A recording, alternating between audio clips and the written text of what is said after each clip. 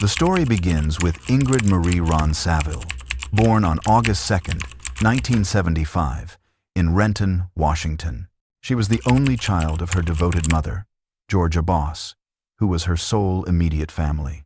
Ingrid spent her formative years in Tucson, Arizona, where she attended and graduated from Canyon del Oro High School. After her graduation in 1993, she enrolled in a local university to pursue a career in nursing, earning her Bachelor of Science in Nursing 4 years later. About 3 years after finishing college, Ingrid moved back to her home state of Washington, where she met a man named Philip Line, whom she would eventually marry and take his last name. From then on, she was known as Ingrid Line for the rest of her life.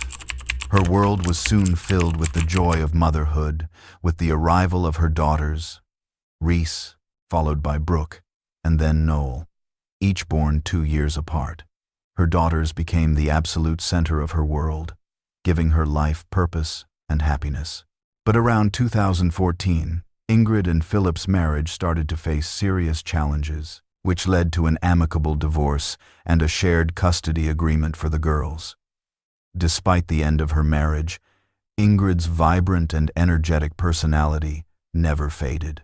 At the time, Ingrid was working as a dedicated nurse at Swedish Medical Center, where her commitment and professionalism had earned her the deep respect and admiration of doctors, patients, and colleagues. While her career was incredibly important to her, it was a clear second to her daughters. Her relationship with her ex-husband, Philip, had evolved into a supportive friendship, allowing them to co-parent their girls effectively and provide a stable, nurturing home. Ingrid also relied heavily on the support of her mother, Georgia, who was a vital and constant presence in both her life and the lives of her granddaughters. By 2016, 2 years after her divorce was finalized, Ingrid had settled into a comfortable routine. She loved her job, which offered financial stability, and lived with her 3 daughters in Renton, Washington, just a convenient 32-minute drive from her job at the hospital. Socially, Ingrid was blessed with a circle of close, genuine friends who enriched her life. Overall, she was happy with her life, but as she entered her early 40s, she began to feel the desire for a romantic partner, a need that her existing social circle couldn't fill. This led her to give online dating a try, where she talked with several men but struggled to find a real, meaningful connection. That all changed when she matched with a man who finally sparked her interest. John Charlton. Born in Seattle in the late 1970s, John was the son of Ray and Joan Charlton, both of whom were military personnel who raised him and his sister, Shannon, with strict discipline. They held very high expectations for their children, ensuring they got the best education possible and pulled their weight with household responsibilities. However, it quickly became obvious that John was not living up to his parents' standards. He harbored a deep-seated resentment toward them and others, a feeling that would stick with him throughout his life. His frustrations often boiled over, especially when he was under the influence of alcohol or drugs, substances he frequently turned to. His trouble with the law began back in 1997 with a misdemeanor assault charge in King County, followed by a reckless driving charge in Washington State, just the next year. Over time, John's relationship with his parents completely deteriorated, hitting a breaking point in 2006, when Ray and Joan, exhausted and at their wits' end, felt they had no choice but to seek a protective order against him, despite their many attempts to maintain a peaceful home. John's erratic and unpredictable behavior made even the most basic agreements impossible.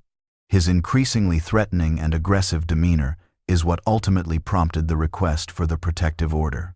In Thurston County, where Ray reported that his son was verbally abusive and was constantly trying to provoke confrontations. However, the request for a protective order was ultimately denied by the court. Ray explained that his son's ongoing substance abuse was fueled by an intense pressure he felt, which had resulted in significant mental instability. On June 24, 2006, south of Ogden, Utah, a woman and her baby were waiting in the back seat of the family van. while her husband was browsing in a bookstore. Suddenly, John appeared, ordered them out of the vehicle, and then sped away in the van. Police were alerted immediately, and the stolen vehicle was tracked down Interstate 15. An officer followed it to a store parking lot in Riverdale, Utah, where John was arrested. According to Utah police and court records, he was officially charged with aggravated robbery, but he eventually copped a plea to the lesser charge of attempted aggravated robbery. The judge handed him a sentence of 1 to 15 years behind bars, but John only ended up serving about 21 months. He walked free on June 24, 2008. It didn't take long for him to get back to his old ways, picking up a felony robbery conviction in Montana just a few months later, and then a misdemeanor assault in Idaho. This time, he served roughly 3.5 years in prison before his release in 2012. From that point on, the details of his life start to get murky. One factor, however, may have made John particularly dangerous. It was his physical appearance. John was a handsome man who could turn on the charm whenever he wanted, traits he often used to manipulate people. He would lure them in with romance, only to unleash his rage later on. One thing was for sure. John was anything but ordinary, and his day-to-day life was just as chaotic. Around the middle of 2012, John took a temp job where he quickly started a relationship with a co-worker.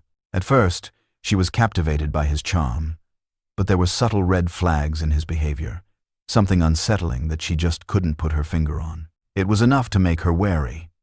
Trusting her gut, she decided to end things, and by 2013, they had gone their separate ways.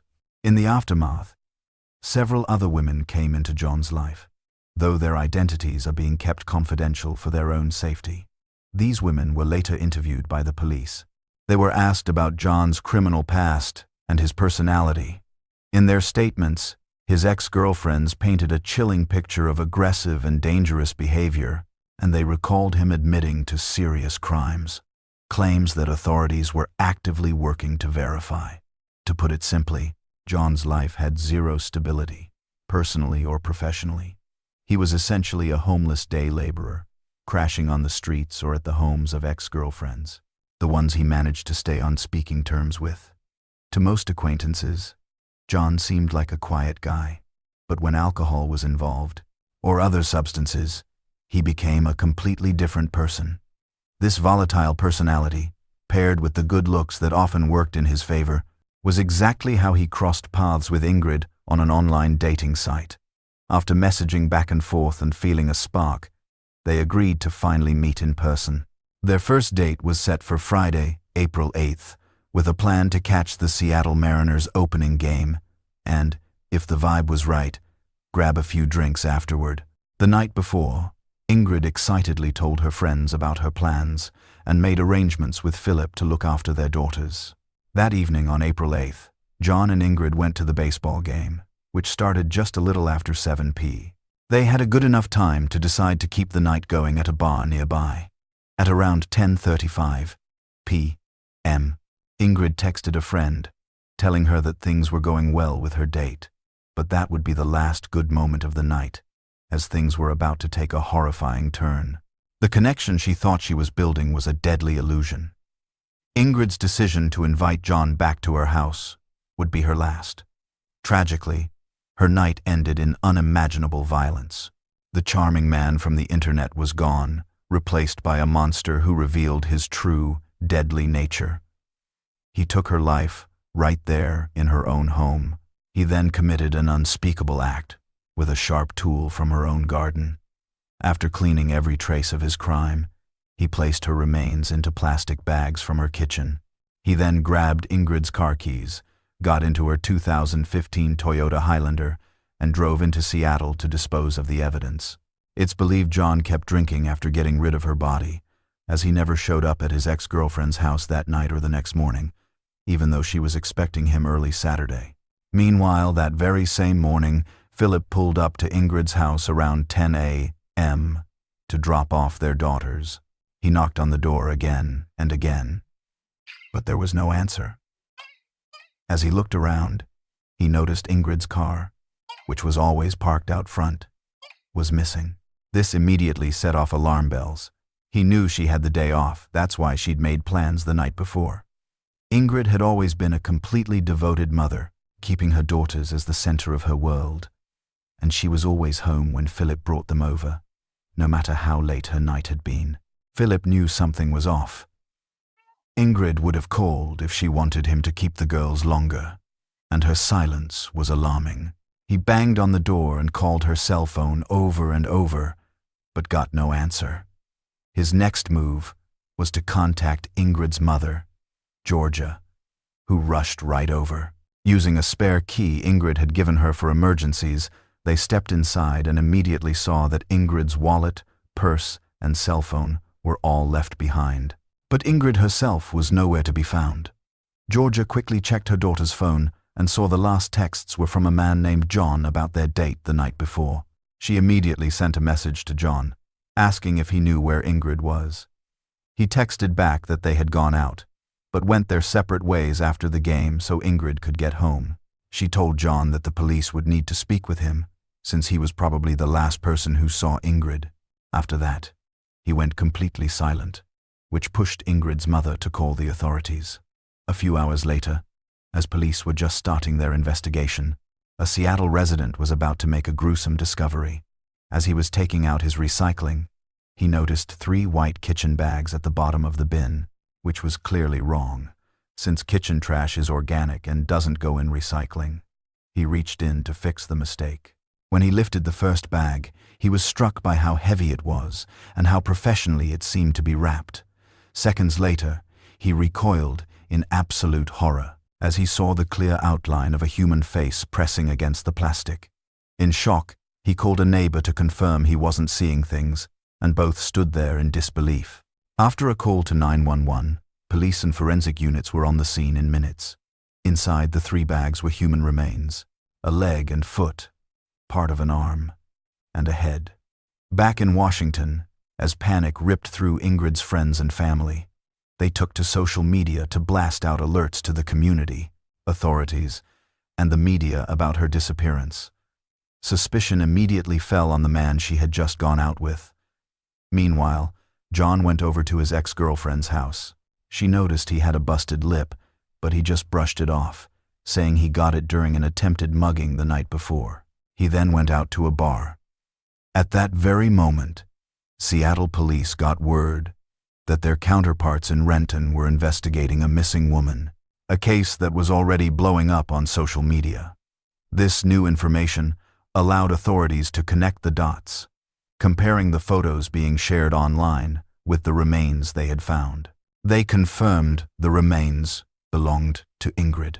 A search warrant was immediately served on her home, and a forensics team conducted a thorough sweep. They found a nearly empty box of trash bags, the same type discovered in the recycling bin.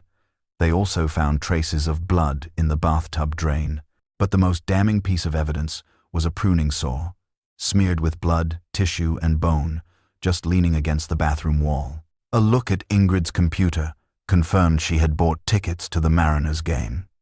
Because of his connection to her, police first looked at Philip as a person of interest, considering an ex-husband could easily hold a grudge. However, he was quickly cleared. The car was finally found in downtown Seattle on the night of April 11th, 2016. Police lifted 3 fingerprints from under the driver's door handle, where they also discovered the same kind of white trash bags. Officers then brought John in for an interview. His online dating profile made it clear he wasn't looking for a serious relationship, but that in itself wasn't a crime. At first glance, he just seemed like a normal guy, as they questioned him about where he lived. To make sure they could find him again, John admitted he didn't have a fixed address. But the officers noticed he was on edge when they asked about Ingrid. He claimed that after the game, they took a bus to Ingrid's house and hinted that they might have been intimate, but he said he couldn't be sure because he had blacked out. He added that Ingrid hadn't wanted to introduce him to her daughters and had later dropped him off downtown. He said he woke up hours later on a bench in front of some building with only fragmented memories of his last interaction with her. John claimed he had even sent her a text that morning, asking how she had slept. As investigators dug deeper, they uncovered his strange relationship with an ex-girlfriend, which, while odd, was not against the law. John finally asked for an attorney. The officers stepped out, but the video camera kept rolling. For anyone who thought his behavior was already strange, what happened next sealed the deal. The footage showed John balling up his sweatshirt into a pillow and taking a nap right there on the floor. The next step was to interview John's ex-girlfriend, who told them he had shown up later than expected that Saturday and mentioned he had a bruised lip. While that detail was certainly eye-catching, it didn't completely shock the investigators, who had already seen the scrapes on his head and the scratches covering his chin, chest, and arms. Fingerprint analysis later confirmed that the prints on Ingrid's car were a match for John's. As a result, on Monday, April 11th, 2016, John was arraigned before a judge who set his bail at $5 million, a sum he couldn't possibly pay. He was therefore held in custody as the prime suspect in Ingrid's murder.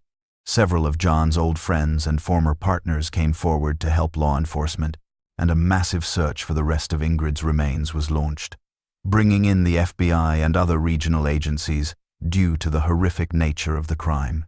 John was appointed a public defender, who argued that no forensic evidence or expert testimony directly tied his client to the murder. However, on Tuesday, April 12th, the judge dismissed those arguments and found probable cause to hold him on a charge of murder in the second degree. That same evening, hundreds of people gathered near Ingrid's home for a candlelight vigil in her honor. Those who knew her shared stories of her incredible character, and friends described the pain of losing her as a wound that wouldn't heal. They stressed that the most devastating blow was to her family, particularly her mother and 3 daughters, who were utterly shattered by the tragedy. The very next day, Wednesday, April 13th, the county coroner's office officially confirmed the remains were indeed Ingrid's. The preliminary autopsy report identified blunt force trauma as the cause of death, although the exact date of the crime could not be pinpointed. 2 days after that, a sanitation worker discovered additional body parts in a different recycling bin. On April 18th, a man got a call from his neighbor, alerting him that a torso had been found in his recycling bin, which was notable for having a pierced navel. Since Ingrid was known to have a navel piercing, this discovery confirmed the remains belonged to her, providing critical evidence for the trial.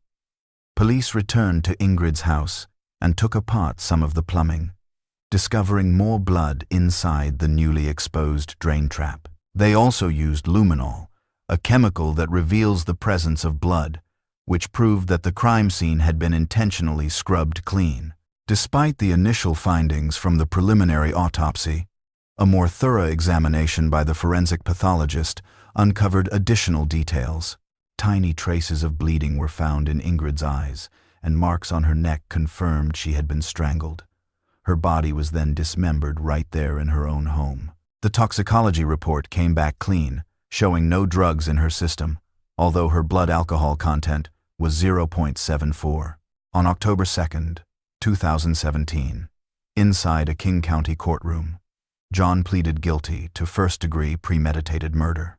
His guilty plea was part of a plea agreement that would avoid a full trial, sparing Ingrid's family and the community from the trauma of a long and distressing jury process. However, this deal wasn't just an act of compassion to reduce the family's suffering. The plea bargain also gave John certain procedural advantages. His sentencing hearing was held on January 5th, 2018. John's parents were in the courtroom, there to both support their son and to acknowledge the immense grief Ingrid's family was enduring. During his brief statement, John admitted that no words could ever take back the pain he had inflicted, recognizing the permanent damage his actions had caused. The victim impact statements from Ingrid's family were incredibly powerful. Philip condemned John for taking away not just a cherished partner with a take-two, but also the mother of his children. Grieving the motherly guidance and precious family memories his daughters were now forever denied. He emphasized that because of what John did, his daughters would never again get advice from their mom. A friend of Ingrid's, visibly shaken, she condemned the absolute brutality of how John took her dear friend's life, calling him a coward for trying to run and hide, instead of facing the consequences. When the police finally caught up with him, John claimed he was so drunk he couldn't remember what he'd done. And he'd gone. Affirmation 24, John 16:7. Speaking directly to him in court, the judge stated that if she could have, she would have given him a life sentence. Instead, she handed him a sentence of 27 years and 9 months, sticking to the prosecutor's recommendation from the plea bargain that sped up the trial. In the end, this was the maximum penalty allowed under the state's sentencing guidelines. One of John's defense attorneys hoped that his guilty plea and prison time would bring some closure and a sense of peace to Ingrid's family and friends. News of the sentence sparked a wave of public outrage, with many furious that John could possibly be a free man by the time he was 60. What's more, John's refusal to explain why he did it only made things worse for him. No one else was ever arrested in connection with Ingrid's case. Her tragic death has sparked a nationwide conversation about the dangers of online dating. Meanwhile, Philip has devoted his life to the well-being of his daughters, honoring their mother's memory. To support them, a fundraiser set up for the 3 little girls brought in an incredible $270,000. If you found this case as compelling as we did, be sure to hit that like button and subscribe to the channel. We drop new true crime videos every single night. Until the next case, stay aware and stay safe out there.